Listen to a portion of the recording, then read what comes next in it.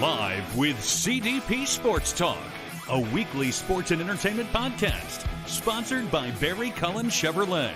Live on YouTube, Facebook, Twitter, Twitch, and LinkedIn.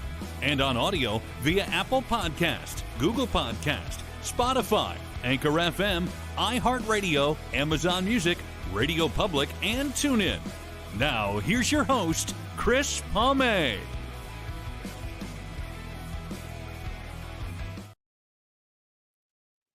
Good afternoon, everybody. Welcome to Season 8, Episode 38, overall 423 of Live with CDP Sports and Entertainment Talk Show, sponsored by Barry Cullen Chevrolet Dealership at 905 Woodlawn Road West in the Guelph Auto Mall. Check out barrycullen.com for the newest selection of new and pre-owned GM vehicles, or give them a call at 519-824-0210, or you can email the dealership at info@barrycullen.com. I hope everyone's doing well on this. I can't believe it's already Tuesday, August 13th, 2024. I have a guest coming on, which we'll bring on in a minute.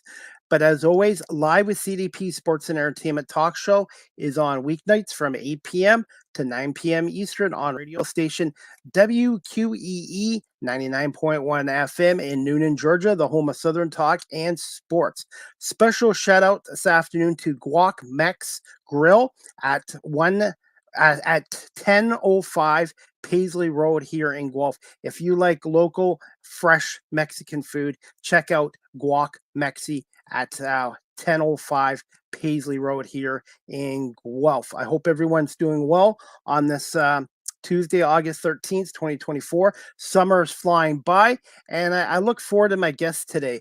This is going to be her first time. Her name is Roz Browne. She's an award-winning headlining comedian, a host, an actor, comedian. She does a little bit of everything, and she's also from Boston. So I'm going to ask her about being a Boston native, if she's a big sports fan as well. But I'm excited to have Roz Browne on, and we're going to bring her on right now. Good afternoon, Roz. How you doing? Hi, fine. How are you? I'm doing okay. I just can't believe how fast summer's going by. Isn't it crazy? I think the older you get, the faster the time goes by. Somebody has a remote control and it's hit the fast forward button. Right, exactly. Yes. I know. I can't believe it either. It was just January yesterday. Absolutely. So you're a Boston native. Any chance that you're a big sports fan, since Boston seems to do well in sports? Of course. It's always good to be from the city of winners. You know, we win in everything. You know, basketball, football, you name it, we win. You know, of course, I love the bragging rights, especially here in LA. It's like, okay, you know, they get so mad at the Celtics. It's awful. But yeah, I love it. Oh yeah, I love Celtics, it. Lakers. Celtics, Lakers is a huge feud. Right. So, but as for the New England Patriots, hey, they had a good run there, and now they have to start over. All good things have to come to an end, and I really think I like their new head coach, Jarrett Mayo, who's a former linebacker with the Patriots, and I think it was time for Belichick to move on after 23 years as a head coach. Yeah, he had a good run. Yeah, it's time. Like you said, all good things have to come to an end, but then they come back again. So we'll be back. And the Red Sox are actually overachieving this year. I think they can make a wild card run too. Nice. Now, I don't know too much about the Red Sox. I just know about Fenway Park, but that's about it. But yeah. But I've been to Boston, and I'd like to go back there again. It's a great sports town, but there's so much history in the city, and the whole state's very nice too. So I really would like to get back to that area at some point. Yeah, just don't drive there. If you're not from there, don't drive. Don't try it. Take the subway. Take the transit. So it sounds like it's like Toronto and Los Angeles. It's a nightmare for traffic. You're better off taking public transit then. Yeah, they have their own rules. They're like driving rules, and then the Boston rules. Different. Yeah. Okay, good to know. And I have my friend Robbie on. He has his own podcast show in Buffalo, New York called the 716 Sports Blizzard out of Buffalo, New York. And he's just saying, hey, Chris, just stopping by to say hello. And Robbie is very supportive of my work. And I want to say thank you to Robbie for watching. And Roz, thank you so much for coming on as well. And Oh, I've been very thanks. lucky. I've had comedians on. I've had comedians on from Canada and the States. And speaking of Canada, have you performed yet in Canada yet? No, I take that back. Years ago, I did improv on this side of Canada, near Vancouver. That part of Canada. But I have relatives in Halifax, and I would love to get up there because I do storytelling. I have a solo show, and I would love to do the festival circuit in Canada. That would be great. And I've been to Montreal for the comedy festival there, but I did not perform. I was there just to check it out. This was years ago when I first got into comedy. And Montreal is a big place to go if you want to make it as a comedian and cross over to TV and film. So I went there to see all the acts before they became famous. Absolutely. And everybody thinks of Canada, they think of the weather, obviously, or they think of hockey or donuts and beer. But we've had a lot of great comedians over the decades come from here as well. And comedy is huge over here as well. Yeah. Yeah, I know that. Yeah. But you've had quite the career, Roz. First being a certified public accountant, and now you're an actor, comedian, a writer, a host. How did that all come about? It's amazing. It's like, who would have thought?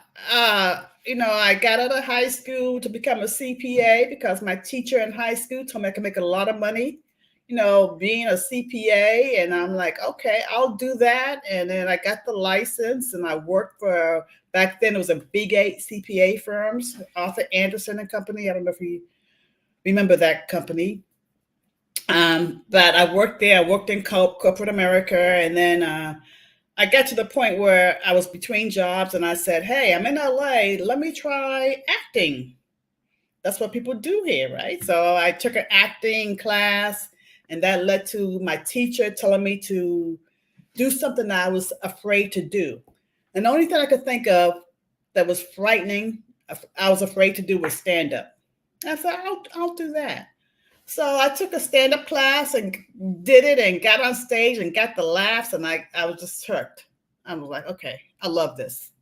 And I've been doing it ever since. And I was like, you stepped out of your comfort zone. I sure did. Yeah.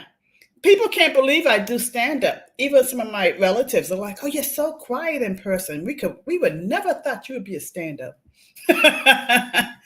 And they look at you strange, like, are you going to tell me a joke right now? I'm like, no.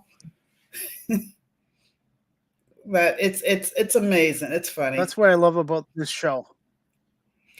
Yeah, because I just had another comedian on recently a couple weeks ago, and they were actually a journalist, and they had no intentions of going into comedy. And I guess during the pandemic, they decided to give it a shot, and now they're pretty successful. And it's like with me years ago when I was in school, this would be the last thing I would have done. I hated speaking in front of people. I always avoided it. And now I've had a taste of broadcasting for 4.5 years. This is what I love, storytelling and learning from my guests all the time. Yeah, it's amazing, the way life has these little tricks and changes for you when you least expect it. It takes you on another path. I'm a little bit of a late starter. I didn't start a new career until I was 47, and now I'm trying to prove to people that age is just a number. Me too. Yeah. I kind of wish I got into the comedy before I got into it, but then again, everything happens for a reason when it's supposed to happen. Not on my timeline, but I think the divine's timeline. There's something there. When you're ready, the master will appear, kind of thing. When you're ready for it, it'll happen. So. Yeah, because I know comedians that started when they were like 19, 18, and they're so good right now, and they're like 30. I'm like, really? Yeah. It's not always when you start, it's how you finish. And I wanted to ask you this too. I was reading your bio that you came from a big family. Did you, some of your comedian skills come from being in such a larger family as well? Yes, my mom is hilarious. My mom is the funniest person I know. People like tell her that people come to by to see her just so they can laugh. I have nieces that go by to visit, and by the time they hit the door to the time they leave the house, they're laughing because my mom is so hilarious. She is so funny. And she's a storyteller herself. She has been on stage, and she's a civic-minded person, and she has held the mic quite a bit. Yeah, she tells me she's going to get on stage and do a duo with me. We're going to be a team. I'm like, I don't think so, but she thinks we're going to be a team. But she's really I had funny. a guest on. I had a guest on my show the other day, and it's a mother-son podcast. And I was like, that's unique because there's not too many mother-son podcasts. So I think that would be great. Roz, when you do your live performances, are any of them ever live streamed for people that are out of the state or city or country in my case? I did one. I just did one at the studio called Dow Studio in Los Angeles, but most of them are just in person, not streamed. Yeah, and I'm doing a benefit. I don't know if it's going to be streamed or not. On the 24th of August, it's called the Really Big Shoe Benefit. You could look it up online.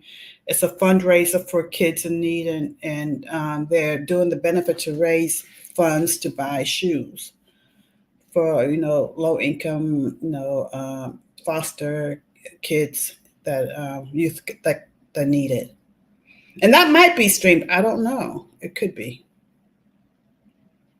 I wanted to ask you this too. Obviously, the pandemic affected a lot of us. How much did it affect you in those couple years? And were you able to get out and do live streaming performances? Obviously, live stream is great, but it's not the same as doing in-person performances. Yeah, I did do the live streaming performances during the pandemic, but I don't like them. It's not the same. I rather see people. I rather it's a different feeling than doing a live performance. I mean, it's great because you don't have to leave your house. You can sit on your couch and look at stand-up comedians do their thing. But I like to get out. I'm a very outdoorsy people. I like to meet people, and I can't really meet them on Zoom. I just can see the faces. So yeah, I prefer the in-person shows than the streaming. But it's good. I mean, it served its purpose when it happened. There was another question I was going to ask you. I guess, yeah. Now I remember. I should write down stuff. By the way, when you were younger, Roz, besides your mother, who were some of your other comedy influences that you liked, male and female, and styles of comedy? Oh, of course, Richard Pryor was Legend. GOAT. I mean, he was the GOAT. Richard Pryor. I'm going blank right now. Eddie Murphy. Some of his comedy concerts were epic, and it was like this was before I even had any inkling I would do this, and they would just crack me up. Robin Harris. I don't know if you know that person's name. He's a comedian. He passed. Passed My God. away he passed Yeah, away in 1990. He was only 36 years old. he was amazing. He was just so funny, and he was here locally, so I saw him in person like every weekend. I would go to this place called the Comedy Act Theater in Los Angeles, and he was the host there before he made it big time. And the way he handled the audience, and he was just so funny. He was truly a legend. It was a big loss when we lost him. The same with Robin Williams a few years ago Yes, too. yes. I grew up back in the 70s watching him on Mork and Mindy and Me Happy too. Days, and it's just amazing. Just Me amazing. too. But nobody knew how sad and depressed he was because he always came out as so happy and all that. Right, and that's the danger for people in this this career. You know, people look at it from the outside and think it's so fun, and we're all like fun and happy all the time. And a lot of times it's the exact opposite. We're the most depressed people, and we need this to get that depression out of us. So the way it's kind of like some people call it therapy, but yeah, it's a lot. Yeah. Yeah. Hey, Roz, do you see a lot of burnout in the comedy industry as well? What do you mean burnout? Like, just sometimes people just do something too long and then they just kind of just burn out and need to take a break, I guess. Well, for comedy, for stand-up, if you're a true stand-up, you never burn out. You might stop because other things might take precedent over it. You might get writing gigs and acting gigs.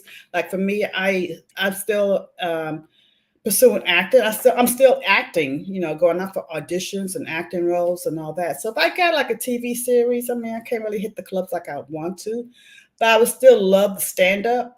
I see a lot of times that the opportunities are not there as much for older stand-up comedians because there's so many newer faces coming into the game. So a lot of times that drizzles down. They stop that. But yeah, if you really want to do it, you just got to be focused and dedicated to continue doing the stand-up.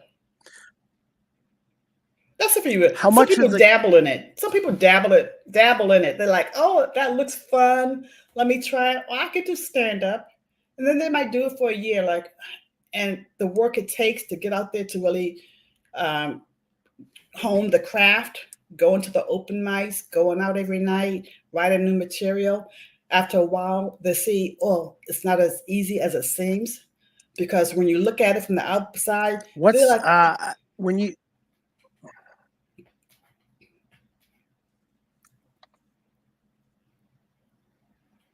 Yeah, I apologize. I guess there's a bit of a time delay okay. between us. Sorry. Technology is great at times, but I think we can work through it. But I wanted to ask you this, Roz. How much has the comedy industry changed since you first started? And just tell us about the writing jokes process. Like, would that be one of the first things you learn to do first, is to write the jokes before you go on stage on live? Yeah. When I was coming through stand up, I actually took a class from a couple of people, and they had, you know, they taught you the rules of stand up, like the rules of threes and the setup and punch. You know how you have to set up a joke and then you have to punch deliver the line, and it's a craft that you have to hone. And then there's the persona. You know, it's not just like telling jokes. Anybody can get up there and get a joke book and tell jokes from the joke book. And it might get a laugh, it might not, but it's not a true stand-up, because a true stand-up will have their persona and their point of view that's specific to them. And it can't be transferred to somebody else. That's when you know you're looking at someone who really knows the craft, because they tell the joke and you know that's their voice. It's nobody else's voice. That's their voice because they're right that way. So once you find your voice, then you write material based on that, you know. And it could change over the years. I mean, you get older, new things happen. You get married, and then you might have a lot of marriage material, relationship material. When you're not married, you might have like dating and boyfriend and that kind of material. So it's different kinds of material, but you have the same voice, and you pretty much gotta sit down and write. And I write it on paper. At first, I would suggest that to anyone, because if you don't, you might have a good set, and then the next night, like you say, what did I do? And you forget what you did, you know, and it could have been amazing. But if you can't repeat that night after night, then people are not going to want to hire you, because they're not going to know what you're going to do from one night to the next. And I find that's changed. That changed recently. A lot of newer comedians, they don't have that skill to write the material and deliver it the same each night to really get that 3-minute set down to deliver it. On average, Roz, when you're performing live, how long is your normal shows time-wise? I would say from 10 to 15 minutes. Yeah. 10 to 15 minutes, yeah. And now, do you like to start at the beginning or the middle or the end? I guess every comedian's different. I'm not sure I'm following. The beginning, middle, end. Like when you're performing live, would you look? Oh, you mean in the lineup? Yes, when you're in the lineup. I should have reworded that. It doesn't matter. It doesn't really matter. The beginning spot, the number one spot, is usually the hardest spot because the audience is not warmed up yet. So you really have to get them. Usually you have a host and that's their job. But a lot of times they're still not warmed up enough. And so I would say that's the hardest spot. The middle is the sweet spot. I would think, for me it is, because they're warmed up enough, but they're not tired of laughing. You can have too much comedy where people are just had enough laughter. So, but if you're the end comedian, sometimes that could work against you because they're done. How long does it take for you to engage or get a feel out of a crowd? I like to look at the set before me, or look at the crowd, check out the crowd before I go on. So I get a feel for the crowd even before I hit the stage of what I'm dealing with, the type of crowd it is. But usually when you hit the stage, you'll know with the first minute if they're engaged with you or not. Do you have any rituals or superstitions before a live performance? For me, it's just to get focused. I used to do this thing with my hands, really. When I became a regular at the Comedy Store on Sunset, the legendary Comedy Store, and I would sit in the back and I would see people like Paul Mooney, Andrew Dice Clay, and all these Joe Rogan and all these named comedians go up, and then they would call my name. I'm like, okay, I got to go up after these people. So I would do this thing with my arms, like just to focus me to actually get me to calm down, because inside I'm going, I got to mellow myself out so I could deliver my material. So I would just do this with my arms in the back. Yeah, I don't do that anymore because I've been doing it so long now that I know, like, okay, I just got to chill out. Yeah. How much has acting helped with your comedy career? I took I would say not so much acting, but improv. I studied with Gary Austin, who is the founder of the Groundlings here in Los Angeles, and he was an improv teacher, but he was also an acting teacher, and he taught me so much about being present in my body and being present in the room. When I do stand-up, when I do acting, it flows into everything you do. Improv. If you have good improv skills, that is so useful in the stand-up comedy and the acting in life, really. I mean, even if you're not into any creative, acting or stand-up, if you're just I shouldn't say but if you're like work in a corporate industry, you might want to take an improv class, because it really is useful just to get you comfortable being in your body.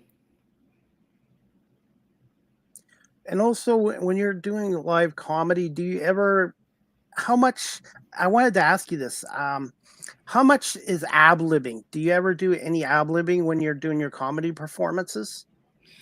Yes. Oh, yes.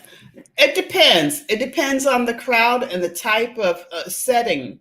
If it's a showcase type of deal, I wouldn't do that much ad-libbing, because if you're showcasing like for a TV or for a booker or for, they want to see your material. So I wouldn't do much ad-libbing at all.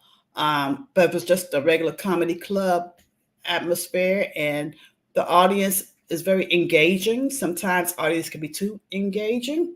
So you will have to ad lib with them so they could get back to your set, you know. So yeah, it depends on the crowd and the situation. So, how much of an impact did studying with Gary Austin have on your comedy career, and in terms of creativity as an actor and as a stand-up comedian? Oh, I would say 99%. I mean, anybody who studied with Gary Austin knows how much of a nurturing person that he was. He passed away a couple of years ago, but he just gave us wings to fly. I created my first solo show because of him. It was called Fried Clams with Bellies. And I performed that show in Martha's Vineyard, Massachusetts, and in LA, the LA Women's Theater Festival. And he was just a great teacher, motivator, just an inspiration, just a powerful teacher. Yeah. Did you have any other mentors or influences that helped you with your career? Yeah, I did. Not any as powerful as him, but I'm trying to think. As far as stand up and acting, no, he was my goat. He was my goat. Yeah. Okay, I guess I'm going to ask you this question. I'm learning to listening is, by the way, huge, because sometimes you can prepare questions for your guests, but your guests can bring up answers to 5 or 6 or 7 more questions. So that's one thing I've learned about this show is listening is huge. Can you just tell us? I muffed up here. Sorry about that. You already answered your first performance. Were you very nervous when you did your first performance?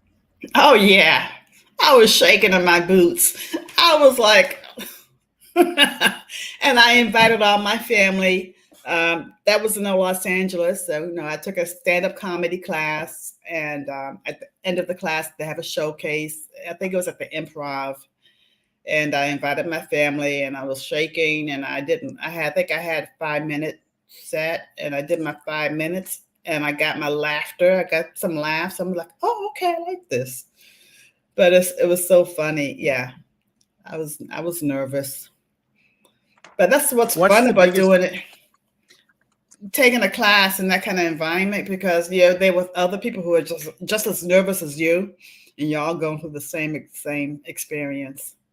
And mistakes do happen, and the only way you get better, and I'm not just saying this because I'm in radio, but any career, is to learn from your mistakes and keep growing and never get complacent. And wanted to ask you this: how important is a support system, a strong support system for being a stand-up comedian, actress, and that? Oh, it's very important. I think. To go at it a little longer is very hard, because there's so many no's in this business, and it's just good to be in touch and communicate with people who are like-minded and go through the same things as you, that can relate to what you're going through. A lot of times, if I'm at home in Boston and I have a self-tape, it's very stressful to get somebody to self-tape with me, because they don't really understand what's going on. Like, why do you have to do it this way or whatever? But if I'm in LA, I could call an actor friend of mine, and they know. I don't have to explain much to them. Yeah, so it means a lot to have that support system. How much of a difference is there from East Coast comedy to West Coast? Is there a little slight difference on comedy on the West Coast from the East Coast, since you're from Boston? Okay. I started comedy in LA, so I'm really considered a West Coast comedian, LA comedian, but I have an East Coast type of feel to me. Let me say this. I wish I would have started in New York. That would have been ideal for me to start in New York, because that's where that's the kind of feel I have. I think the difference is that Los Angeles comedians are there for the TV sitcom, whatever, the show. Whereas the East Coast comedians are there more for the craft. I think they're more into the authenticity. I should say all LA comedians are fake, but a lot of them are like, just for show me. This is what I do. This is what this is what I have. This is where I've been. This is what TV shows I've been on. Whereas East Coast comedians are like, let me just show you what I'm going to do right now. And then if you like me, you can find out all that, go online or whatever. But this is what I'm bringing you. Whereas West Coast is like, this is what I have brought you, and so you should look at me. How much of an adjustment was it going from the Boston, Massachusetts to LA, Los Angeles? Did it take you a little time to get used to the West Coast from the East Coast? I came out here and to go to school at USC. It was January. It was 80 degrees outside. Whereas in Boston, it was like 30 or maybe 20 degrees. It took me no time at all to adjust. I said, I am never going back there in the winter. I'm like, this is crazy.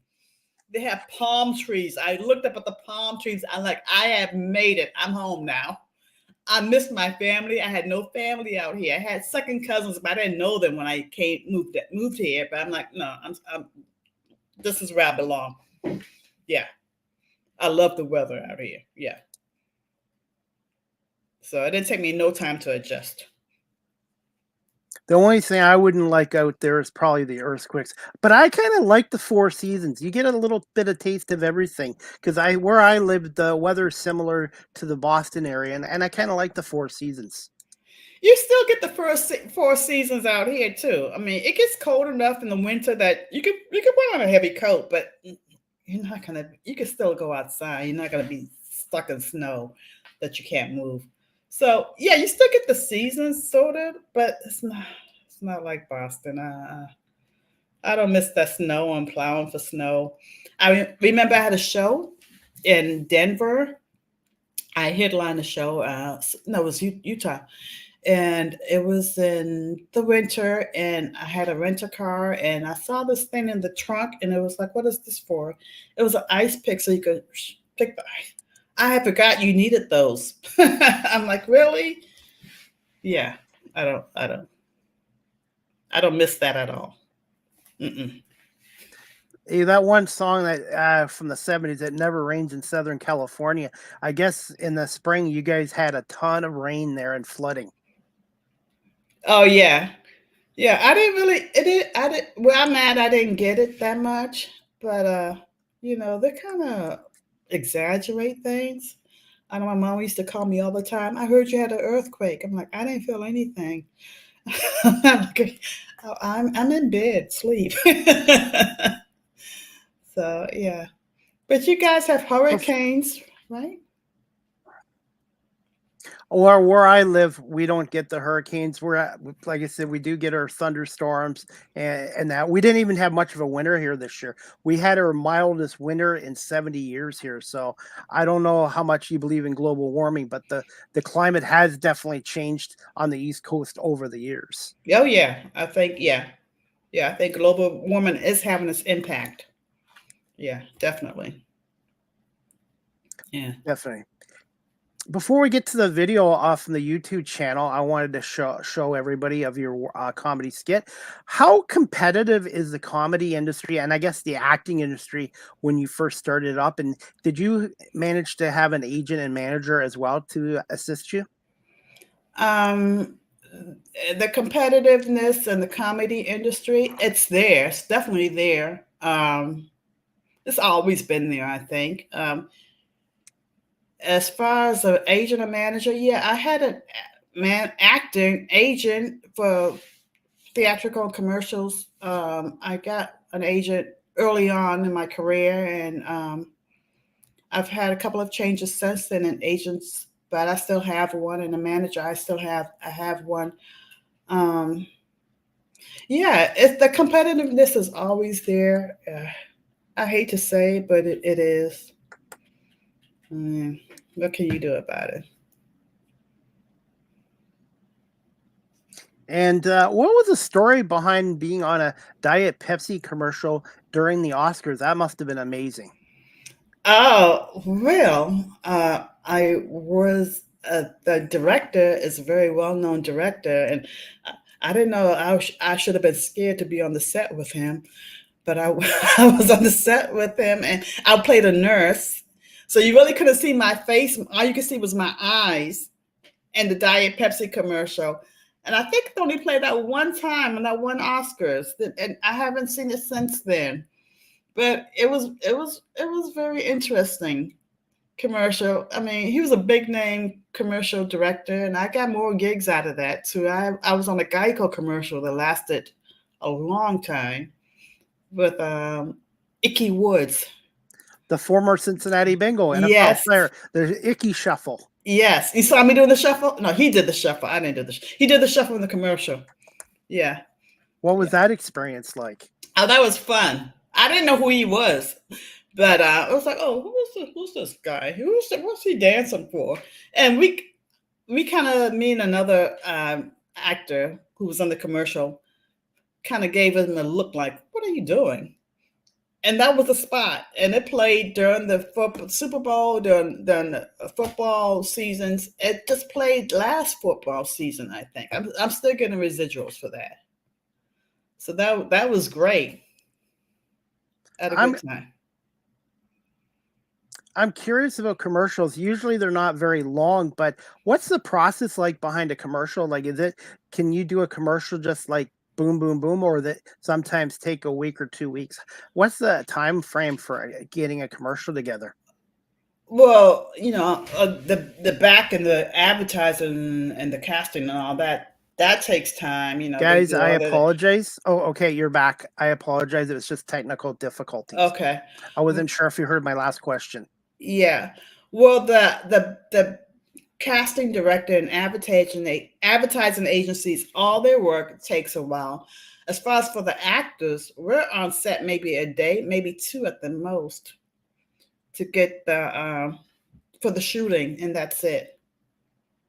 Amazing. Now, a lot of times you don't even know how the whole commercial ends up because you're just doing your part in the commercial. You don't see the whole thing until you see it on TV. You're like, oh, okay. Are you a Diet Pepsi drinker anyways? No, I don't drink any sodas. I'm not a soda person at all. If I was, it would be Pepsi, not Coke. Same here. I haven't had it in a while. But do you have any more plans for commercials in the future? Oh, yeah. I plan to do a lot more. I love doing commercials. I love being on the set. I love the whole atmosphere. I mean, it's a lot of hurry up and wait because you get there on set like 5 o'clock in the morning. Ooh, that's early. And then you're not on the set. You're not shooting your scene until like 9 or so, sometimes 11. Then they have a lunch break, and then you got to come back for any pickups or whatever. So you're there all day. But you're probably on the set shooting for maybe a half hour, an hour. All right. I'm going to play a clip from the Comedy Time YouTube channel. And please subscribe to Roz Browne YouTube channel as well. This clip's about 3 minutes, and I think it was just from a month ago. And it's courtesy of the Comedy Time YouTube channel. Just let me know if you can hear the audio. It's Roz Browne stand-up comedy, courtesy of the Comedy Time YouTube channel. Okay, I'm here to give you relationship advice. I've had them and I still do.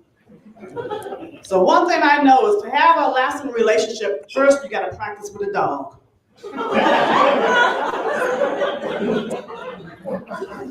Yes, get you a little puppy so you get used to someone following you all around the house and get on your last nerve.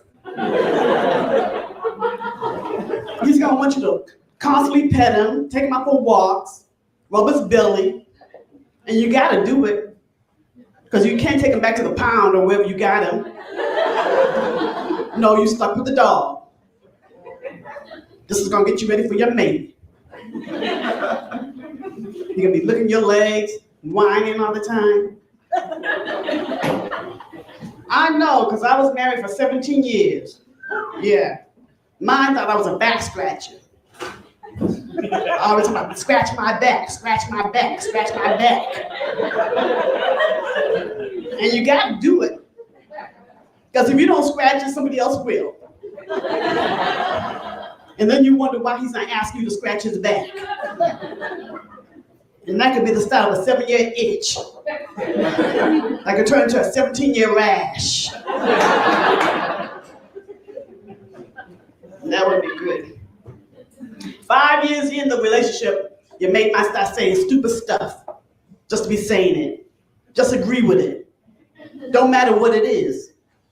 You could come home with a Phillips wrench and, honey, I got this Phillips wrench from Home Depot. Just say, ooh, that's nice.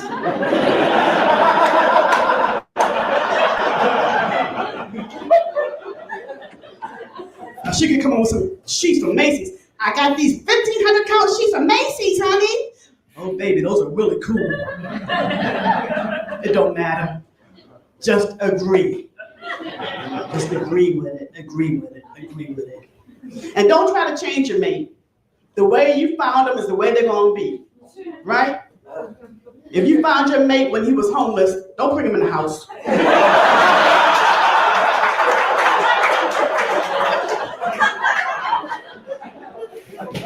Just go on outside for your dates. You meet him where you met him. Thoughts on that? And that was courtesy of the Comedy Time YouTube channel. Oh, cool. So I always like to do that with all my guests, at least show 1 or 2 video clips, and I thought that was good. And even though my show is in Georgia, for those people that in Canada or in Ontario that have never seen your work, what's a couple words to describe your comedy style? I would say it's more relationship based, clean for the most part, clean. You put me. Yeah, just I don't know. Average. I'm a normal. I'm just an average woman. Average base, average woman. Talk about marriage advice, relationship advice. Basically about your life experiences. And yes. And for those that are watching right now or later listening, Roz, and they're looking to get into the comedy industry, what advice would you give to those people? I would say do it. Just go in and do it. If you have to, find a class, find a stand-up comedy class, take a class, get up there, go to the open mics, write some material down, write things that you think is funny, and try it out on stage. And if it doesn't work, get back out there the next night and do it again. Now, when you write your own jokes before you go live, do you have people, friends and family that you test out your jokes with first? Or when you write them out, you just go on stage and see if they work or not? How did that work? I usually just go on stage and try them out. Yeah. I'll go to a place, an open mic or whatever, and try them out. Yeah. It's kind of hard to sneak them into like a regular conversation, with friends and family. Sometimes I can, but usually I can't do that. And I'd rather see how the audience, the public, take it than someone I know. I want to give a shout out to one of my friends. She's an actress in LA. She's well known. She was watching on Instagram, Lydia Cornell. So I want to say thank you for her. She's supportive of mine, and she's had quite the career in acting as well. Hi, Lydia. So, like I said, this technology is really amazing. Like, I wish they had this technology sooner, but you know what? It's just amazing. Some of the guests they've had on from the UK, Australia, from California. It really does shrink the world down. Yes, yes. If you got time for a few more questions, Roz, I wanted to get to this question. What have been some of your most memorable clubs you've performed at in your comedy career so far? Clubs or TV shows or both? Oh, both. Both. Oh, both. Oh. Um, I would say being on The View, That's impressive. doing the hilarious housewives and getting to meet Barbara Wawa. And back then it was Star Jones was on the, and of course Joey Behar. I was there twice, and I got to meet them. I got to work at some of the clubs in New York City when I was there. That was one. And also, I've had so many. My first time doing a TV show, stand-up, was BET Comic View. And that was taped in Los Angeles. And just being on the set and coming out knowing you're going to be seen by thousands and thousands of people on TV. Your first time is like, okay, this is it. So those were my two main things I could really remember as far as doing my stand-up shows that I remember. And I did BET Comic View for three times since then. So that was good. I've had so many though. I've had so many.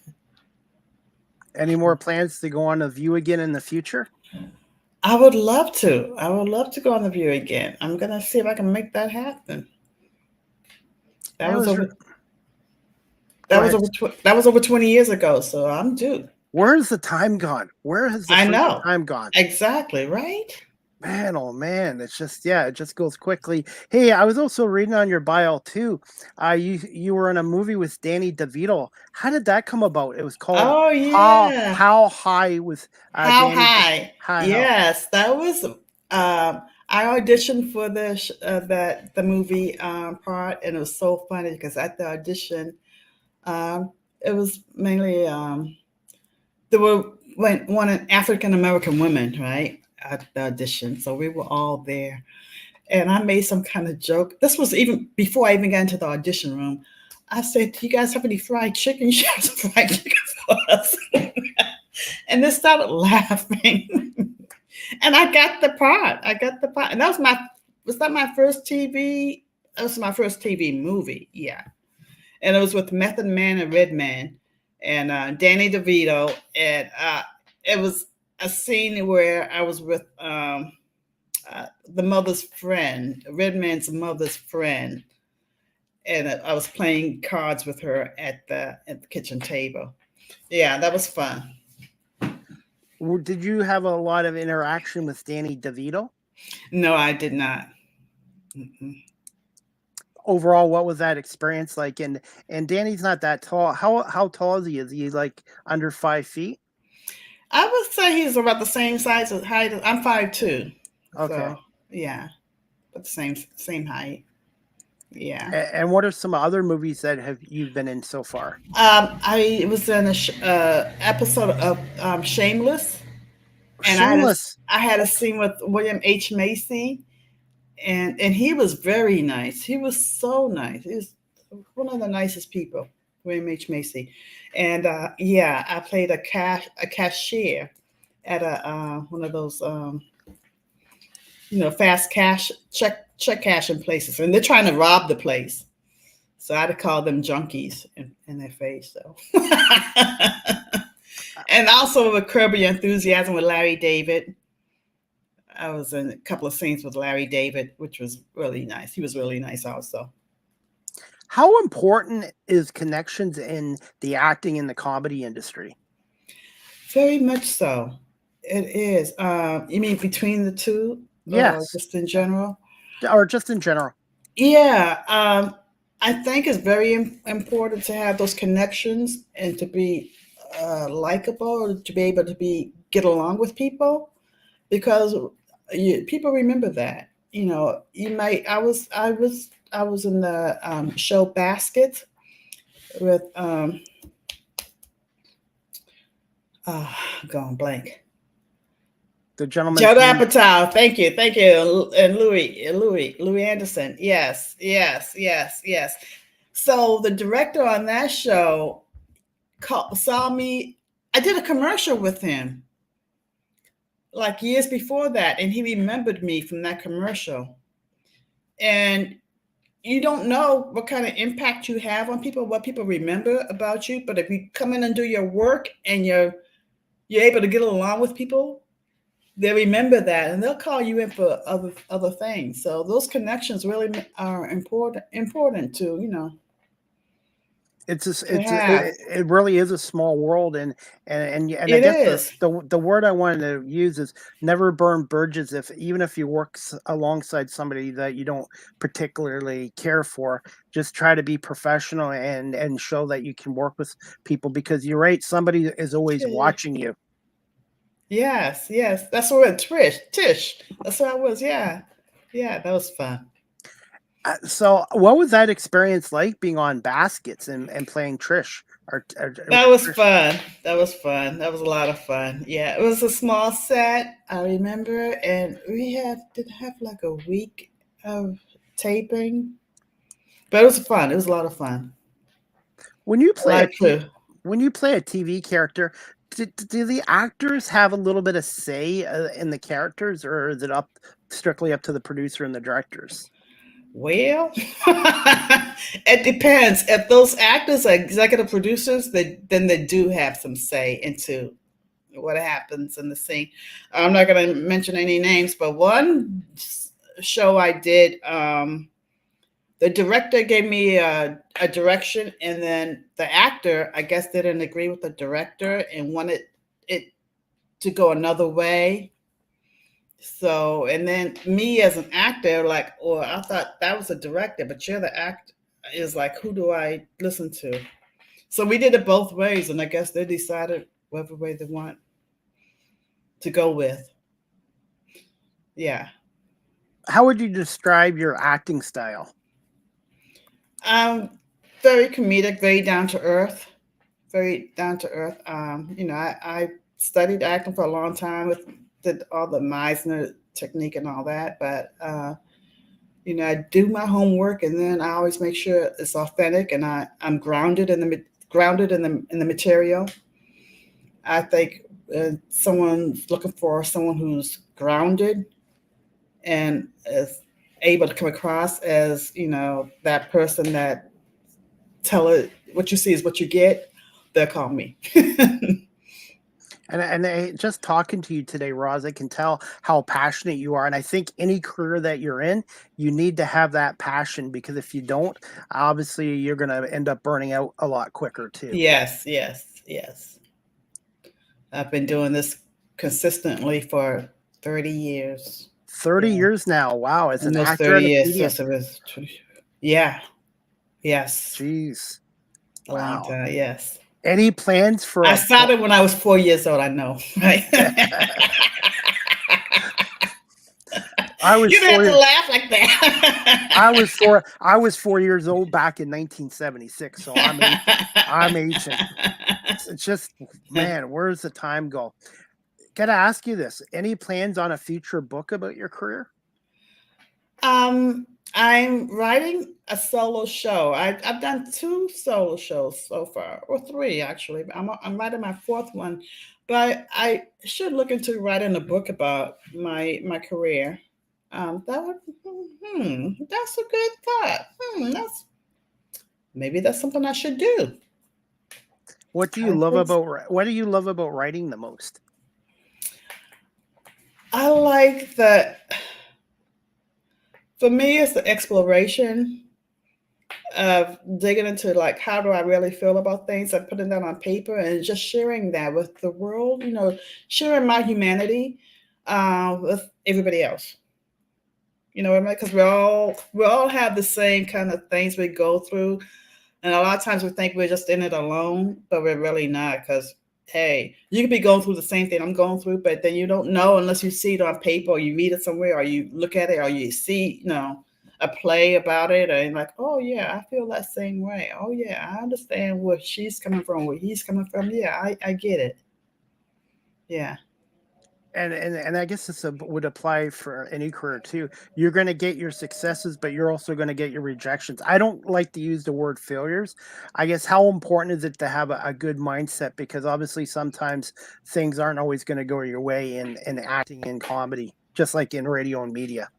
Yeah. Well, Gary Austin, when I studied with him, he would do this exercise where he would have one of us go on stage and we would do like, if a stand up, we would do like a bit. Or if we were singing, we would sing a bit. And he would instruct the people in the seats to boo them. We would get booed from the audience.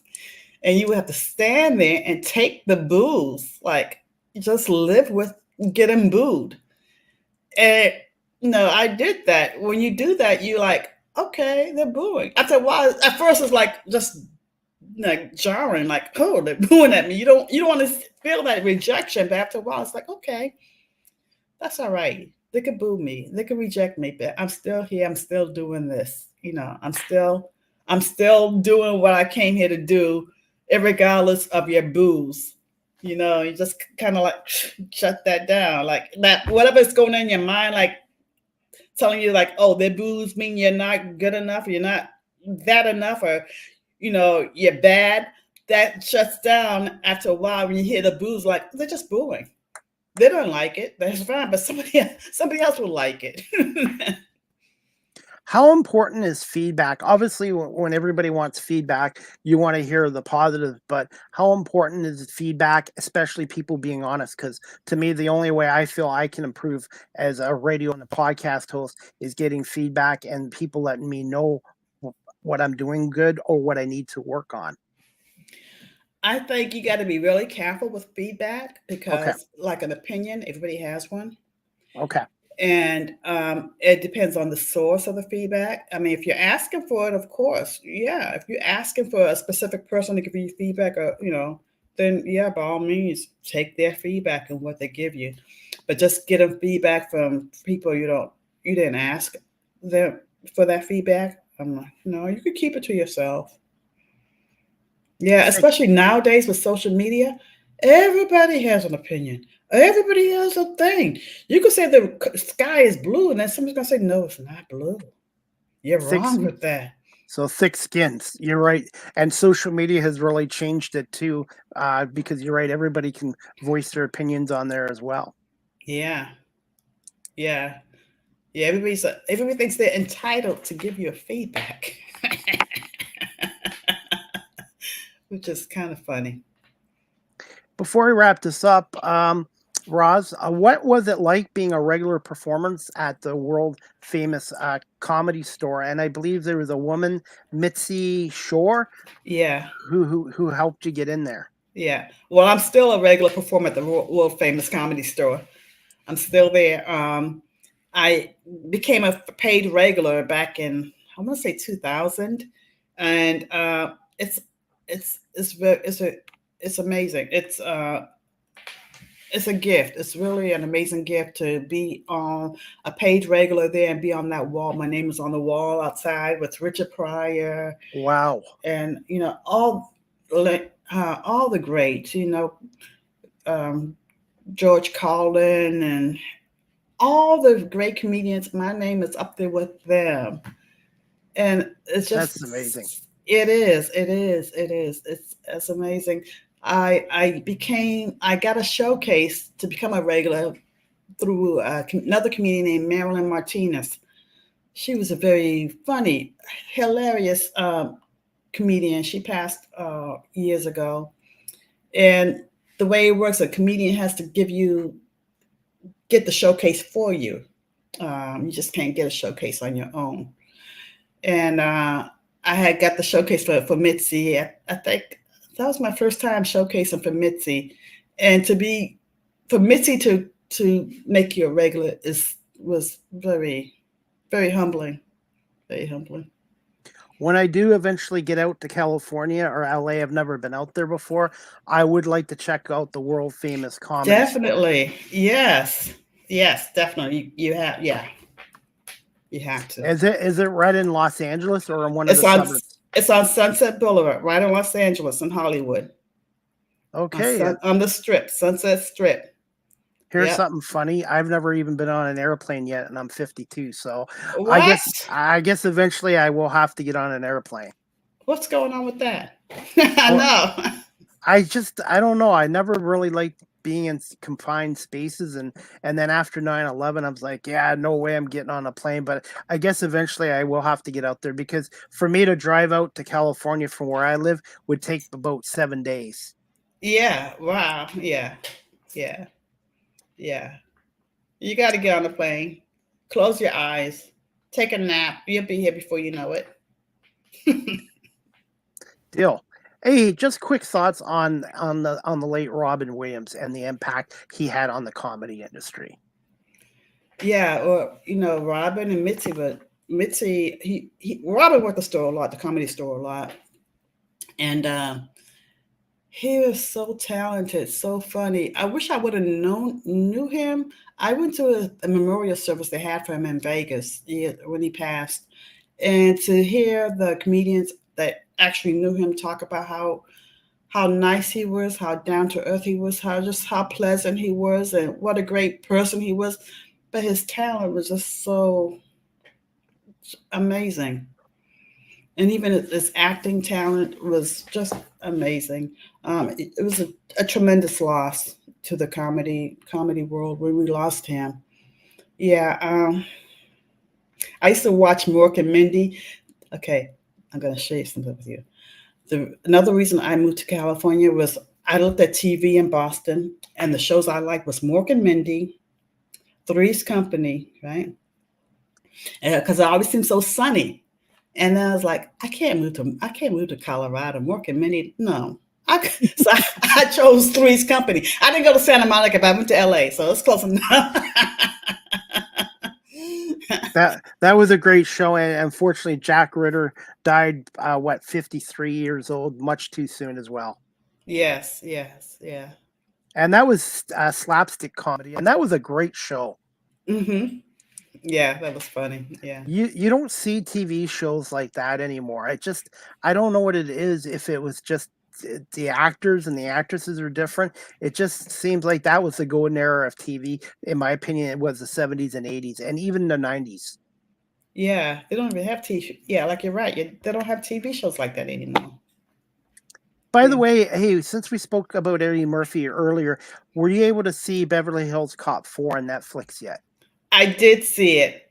I thought it was good. A lot of people said it wasn't good. Well, it was what it was. I mean, wasn't as good as the original from '84, but you know what? I think it makes up for that third one in 1994, because the third one was awful. I thought the first two were good, but the third one was awful, and it was nice for him to get back with the original cast. Yeah. I don't remember the third one, to be honest. I don't. It wasn't very good. It was not very good at all. So I'm just glad he was able to. And you know what? Even being in his 60s, he's still funny. And I thought he was great in that movie. And they might even make a fifth one. Yeah, I thought he was good. Yeah. Definitely. Hey, I'm going to put you on the spot here, Roz, before we wrap this up. Obviously, you're going to think of yourself as one of the best comedians out there. But right now, who would you rank up there as some of the top comedians out there, male and female? Dave Chappelle. Dave Chappelle is the best. Oh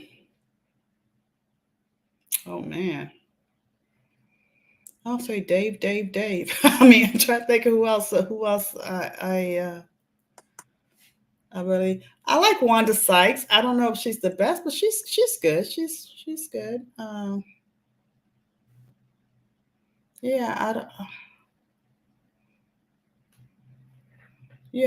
think David. Kevin Hart, he's funny. He's funny. I don't really have any. My favorite is Dave Chappelle. That's it. Good choice. Yeah. And finally, how important is it to wear many hats in the entertainment industry?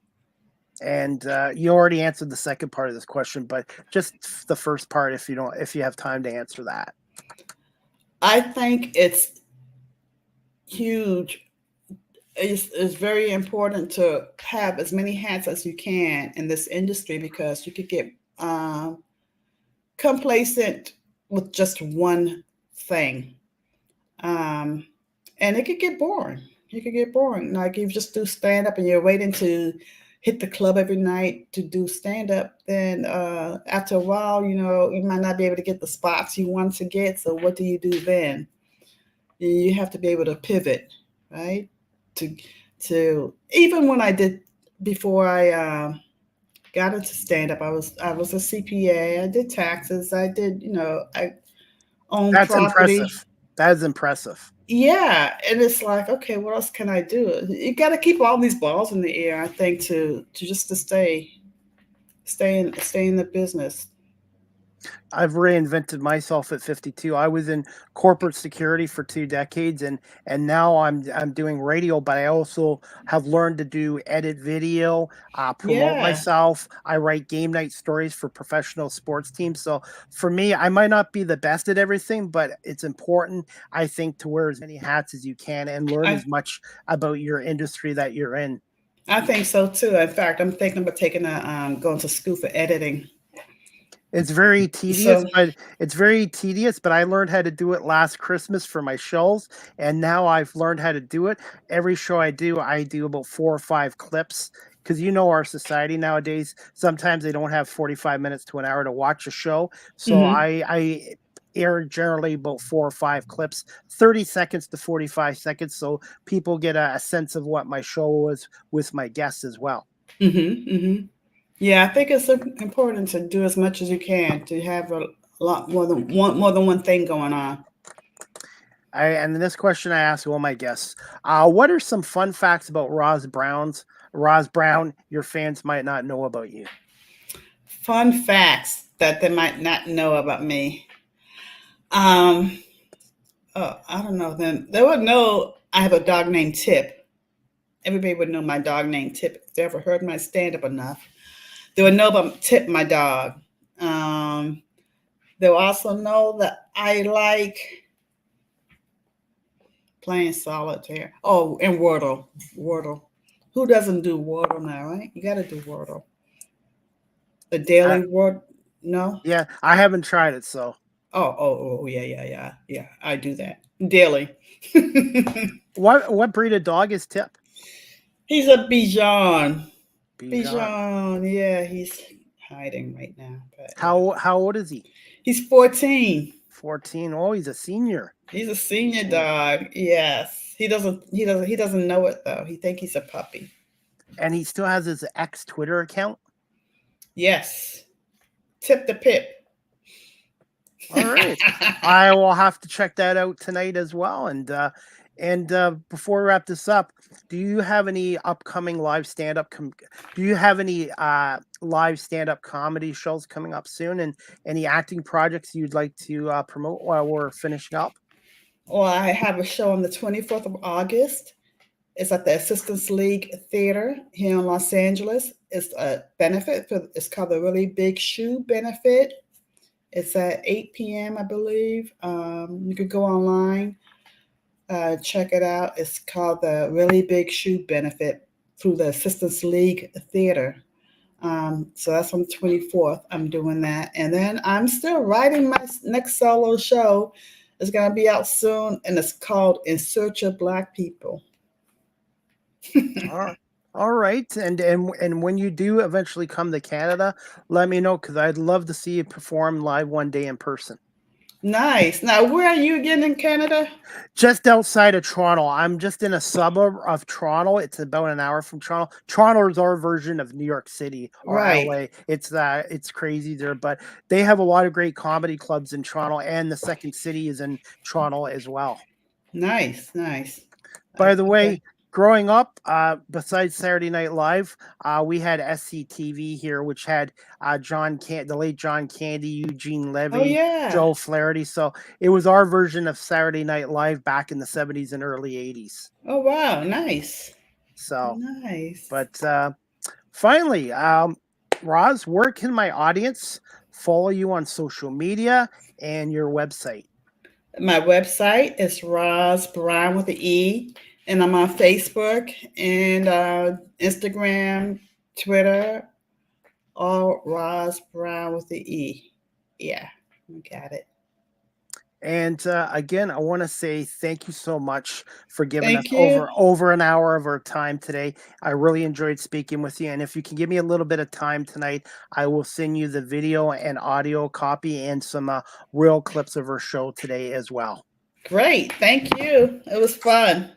Thank you so much, Roz, and you have an open invite to come back again on my show in the future if you like, and it will air on WQEE 99.1 FM, probably I would say Wednesday 8 o'clock, and I can send you the link for that too. Great. That would be great. Thank you so much, Roz. Have a great rest of the afternoon. You too. And continued success. And I will let you know when I can get up to California, and hopefully we'll see each other at one of your performances. Yes. Thank you so much, Okay, Roz. thank you. Okay, bye. All right, guys. I hope you enjoyed season 8, episode 38 of Live with CDP Sports and Entertainment Talk Show, sponsored by BarryCullen.com. That was my guest today, Roz Browne. She's a comedian, actor, writer, and host as well. Before we finish up this show, guys, the next Live with CDP Sports and Entertainment Talk Show, sponsored by BarryCullen.com, will be on Friday, August 16th at 6 p.m. Eastern with my special guests, Emily Paul, Kim Tweed, the host of their own podcast show called Confidentially Controversial, and they explore movies from the 1980s. So if you're back from the 70s and 80s, you'll remember these movies. So I'm really looking forward to having Emily and Kim on from Confidentially Controversial this Friday at 6 p.m. The next Argo Bounce live audio show with Nick Small and myself is going to be this Thursday night, August 15th, 7 p.m. Nick and I are going to break down the Argos 39-25 win over Calgary, and they have a bye week, so we'll preview their game against Saskatchewan on Thursday, August 22nd at 7:30 at BMO Field. It's the annual C&E game at BMO Field as well. Before we wrap up this show, guys, as always, if you're looking for your furry best friend, check out the Cambridge and District Humane Society at 1650 Dunbar Road in Cambridge, Ontario. Telephone number 519-623-7722, or visit their website at cambridgehumanesociety.org. All the pets that are up for adoption there right now, their profiles are on the website, and they're doing a monthly 50-50 raffle with the proceeds going to all the programs and the homeless animals down at the Cambridge District Humane Society. You can get the tickets again at 1650 Dunbar Road, or you can get them at cambridgehumanesociety.org. And if you're looking to volunteer, just go through the website, and the information is on the bottom of the screen as well. Live with CDP Sports and Entertainment Talk Show is hosted by yours truly, Chris Pame, is on weeknights from 8 p.m. to 9 p.m. Eastern on radio station WQEE 99.1 FM, The Key, the home of Southern sports and talk, the heartbeat of Atlanta. Our radio station's website is wqeefm.radio12345.com. Live with CDP Sports and Entertainment Talk Show is live streamed on these platforms: YouTube, Facebook, Twitter /X, Twitch, LinkedIn, and now available on Instagram as well. You can also check out my website, beacons.ai/Chris D. Pame. Live with CDP Sports and Entertainment Talk Show, again, is sponsored by Barry Cullen Chevrolet dealership at 905 Woodlawn Road West in the Gulf Alamo. Check out barrycullen.com for the newest selection of new and pre-owned GM vehicles, or give them a call at 519-824-0210, or email them at info@barrycullen.com. Speaking of Barry Cullen Chevrolet right now, they have employee pricing and event going on at Barry Cullen Chevrolet right now. The offers end on August 26th.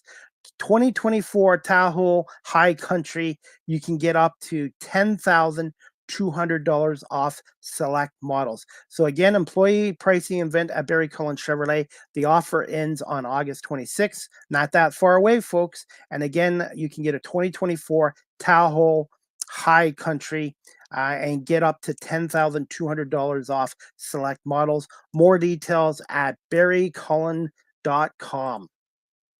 Live with CDP merchandise is coming soon, guys. I'm looking at more t-shirts, so bear with me as well. Yes, I am a content creator on TikTok.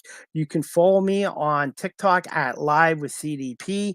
I post a lot of content there, and I want to say thank you to my 2,300 plus subscribers, or followers, I should say, on TikTok. StreamYard is the official live stream provider of Live with CDP Sports and Entertainment Talk Show. If you're into webinars or podcasting, check out StreamYard.com. And if you're a business that does a lot of webinars or live streaming, again, check out StreamYard.com and contact their sales department for pricing. And I've been with StreamYard now for 4 years, and I'm quite happy with StreamYard. Live with CDP Sports and Entertainment Talk Show. The audio version is on these platforms: iHeartRadio, Amazon Music, Spotify for podcasters, Apple Podcasts, Breaker, Pocket Casts, Spotify, Castbox, LinkedIn, Pandora, Tuned In, and now available on YouTube Music. So when you're on your YouTube Music app, look for Live with CDP Talk Show and hit that subscribe notification. And also, guys, if you already haven't subscribed, follow me on YouTube. Check out my YouTube channel, Chris Palme, Live with CDP Sports Talk on YouTube. And I want to say thank you to my 428 subscribers. And I'm going to keep putting more content on there as well. I've got, I think, over 1,671 videos of content on my YouTube channel. So if you already haven't, please hit the subscribe and like notification. Thank you to those who have subscribed to my YouTube channel. And by the way, I'm on cameo.com. If you'd like a personalized video message from yours truly, type in cameo.com, Chris Palme, and I'd be happy to do a video request for you as well. You can also email or text Live with CDP Sports and Entertainment Talk Show at cpalme19@gmail.com, or text the show at 519-820-7188. Any comments, questions, suggestions, feedback would be greatly appreciated as well. Also, guys, we got some news today. The BC Lions have their quarterback back after spending the last year and a half down in the National Football League. Nathan Rourke, a native of Oakville, Ontario, is back with the BC Lions, just signed a 3-year contract with the BC Lions, who are struggling right now at 5-4, and it'll be good to see Nathan Rourke back in the Canadian Football League with the BC Lions as well. Major League Baseball action tonight, Seattle and Detroit at 6:40. NFL, Philadelphia Eagles Thursday night in their second preseason game take on those New England Patriots at 7 o'clock. And then CFL action Thursday night, we have the Ottawa Redblacks, who are 5-2-1, taking on the 4-5 Calgary Stampeders, 9 o'clock as well. And that's about it, guys. I want to say thank you to my guest today, Roz Browne. She's a comedian, actor, host, and she's done many she's an actor, comedian, host, and she's done many commercials with Geico and Diet Pepsi, and has been on TV shows such as Shameless, for coming on here today. And my show with Roz will be available on all major audio platforms and on WQEE 99.1 FM, sponsored by Barry Cullen Chevrolet dealership here in Guelph. So I want to say thank you to Roz Browne, and thank you to everyone watching this live streamed and on audio platforms, as well as those listeners on WQE 99.1 FM. So the next time I'm on air is Thursday night, 7 o'clock for episode 9 of the Argo Bounce Live audio show with Nick Small and myself. It's a weekly podcast show devoted to the CFL's 18-time Grey Cup champion Toronto Argonauts. And the next live with CDP Sports and Entertainment Talk Show, Friday, August 16th, 6 p.m., again with Emily, Paul, and Kim Tweed from the podcast show, Confidentially Controversial. And we're going to talk about 80s movies that they really enjoyed reviewing and ones that weren't so great as well. I hope everybody has a great evening, and we'll see you in a couple days for the Argo Bounce Live audio show. And for those watching this show, we'll see you back here Friday at 6 o'clock. Again, thank you to Roz Browne and everybody for watching and listening to Live with CDP Sports and Entertainment Talk Show on WQEE 99.1 FM and sponsored by Barry Cullen Chevrolet Dealership.